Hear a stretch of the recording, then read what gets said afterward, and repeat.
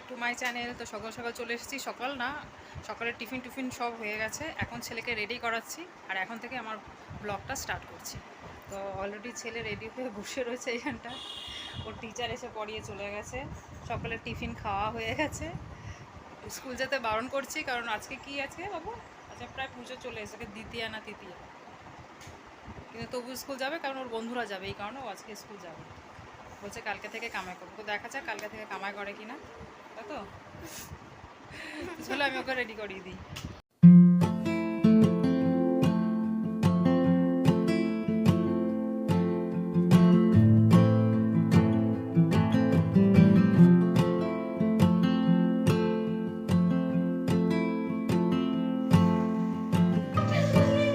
এখন pencil box নেয়নি, ঘোরাচ্ছে।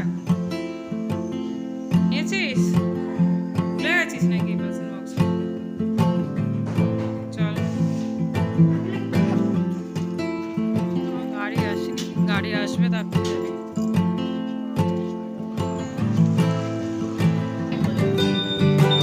যা গাড়ি এসে গেছে।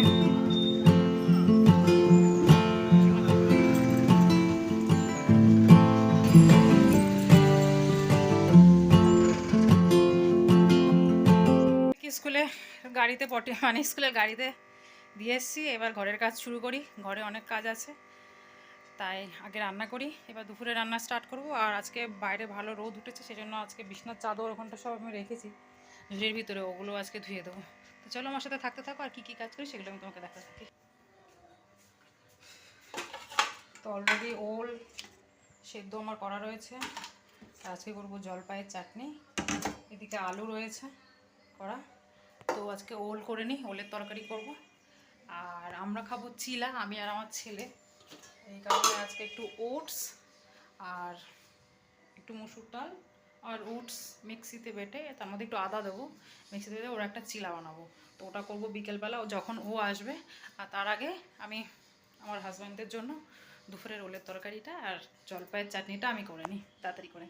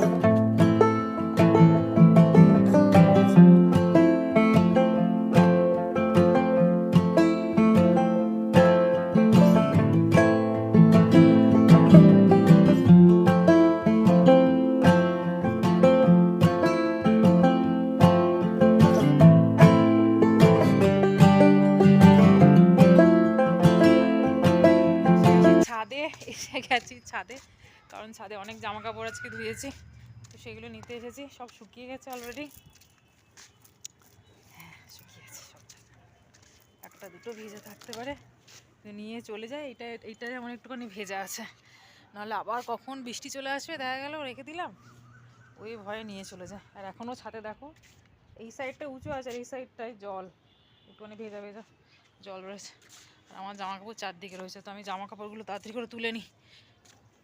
এবার এক্ষুনি আমার ছেলে চলে আসবে 4:30, তো তাড়াতাড়ি করে জামা কাপড়গুলো তুলে নিচে যায়।